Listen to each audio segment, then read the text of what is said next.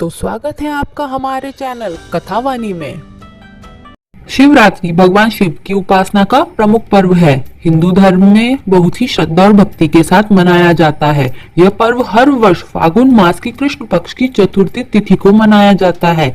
इस दिन भगवान शिव की विशेष पूजा अर्चना की जाती है और भक्त उनकी कृपा प्राप्त करने के लिए व्रत रखते हैं। माता पार्वती और भगवान शिव का विवाह हिंदू धर्म में प्रमुख प्रसंगों में से एक है। यह कथा केवल न प्रेम कहानी है बल्कि भक्ति, तपस्या और विश्वास का प्रतीक है। यह विवाह केवल दो दिव्य आत्माओं का मिलन नहीं बल्कि शिव और शक्ति के अभिन्न संगम का प्रतीक है। पुराणों के अनुसार माता पार्वती का पूर्व जन्म में नाम सती था।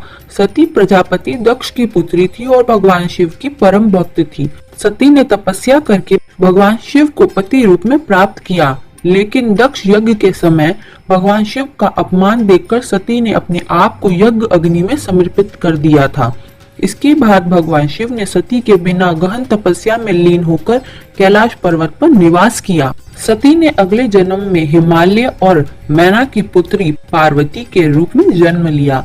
माता पार्वती बचपन से ही भगवान शिव को अपना पति मानती थी और उनकी भक्ति और प्रेम में लीन रहती थी। माता पार्वती ने शिव को प्राप्त करने के लिए कठोर तपस्या की। उन्होंने हिमालय के दुर्गम स्थानों में जाकर वर्षों तक तप किया। इस दौरान वे केवल पत्ते खाकर और कभी कभी जल ग्रहण करके तप करती रही।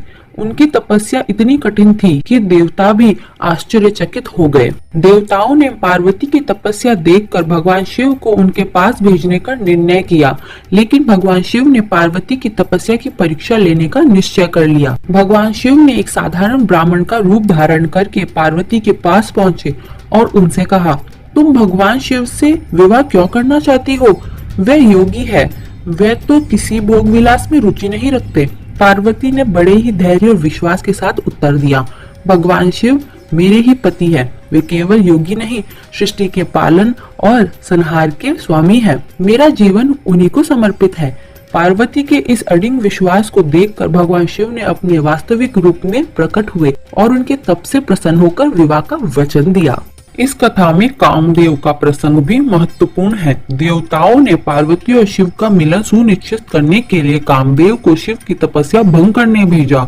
कामदेव ने अपने पुष्प बाण से शिव की तपस्या में विघ्न डालने का प्रयास किया, लेकिन भगवान शिव ने क्रोध में आकर अपनी तीसरी आंख खोल दी, जिससे कामदेव जलकर भस्म हो गए। कामदेव के भस्म होने से उनकी पत्नी रति अत्यंत दुखी हुई। रति के विलाप से द्रवित होकर भगवान शिव ने कामदेव को अनदेखे रूप में पुनर्जीवित कर दिया। इस घटना के बाद भगवान शिव ने पार्वती को अपनी अर्धांगिनी बनाने का निर्णय ले लिया। भगवान शिव और माता पार्वती का विवाह देवताओं, ऋषियों और सभी जीवों के लिए एक उत्सव बन गया। शिव जी के गण, जो सामान्यतः भूत, पिशाच और विचित्र प्राणियों के रूप में थे, विवाह के शोभा यात्रा में सम्मिलित हुए। उनकी बारात का दृश्य असामान्य और विचित्र था। बारात में नाग, भूत प्रेत, डमरूधारी और अघोरी जैसे शिव के अनुयायी शामिल थे। जब ये बारात हिमालय पहुंची तो माता पार्वती की माता मैना इस बारात को देखकर हर्ष और आश्चर्य से मिश्रित भावनाएं प्रकट की। उन्होंने सोचा कि उनकी पुत्री का विवाह एक योगी से हो रहा है, लेकिन जब भगवान शिव ने अपने सुंदर और दिव्य रूप को धारण किया तब सभी उनके तेज और सौंदर्य से मोहित हो गए। भगवान शिव और पार्वती का विवाह विधि पूर्वक संपन्न हुआ। इस विवाह में ब्रह्मा, विष्णु और अन्य देवताओं ने विशेष भूमिका निभाई। ऋषियों और मुनियों ने वैदिक मंत्रों के साथ इस दिव्य मिलन को संपन्न किया। यह विवाह केवल पार्वती और शिव का मिलन नहीं था, बल्कि यह सृष्टि और समृद्धि एक शक्ति का संगम हुआ था।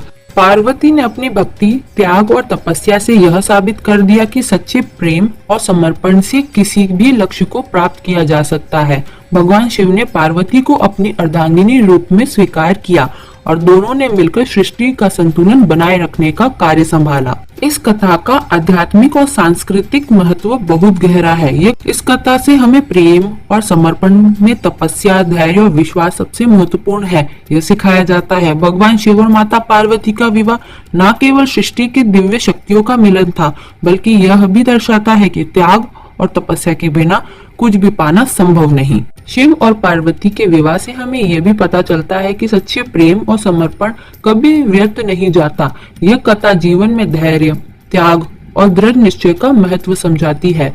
शिव और शक्ति का यह पावन मिलन हमें प्रतीत कराता है कि जीवन में संतुलन और समर्पण से किसी भी कठिनाई को दूर किया जा सकता है। भगवान शिव की करुणा हमें ईश्वर को पाने के लिए सच्चे मन और लगन से की गई तपस्या हमेशा फल देती है। जय शिव शंकर, जय माता पार्वती। ऐसी ही और कहानियाँ सुनने के लिए हमारे चैनल कथावाणी को शेयर करें, सब्सक्राइब करें और बेल आइकन को प्रेस करना ना भूलें ताकि सबसे पहले हमारी कहानियाँ पहुँचे आप तक। धन्यवाद।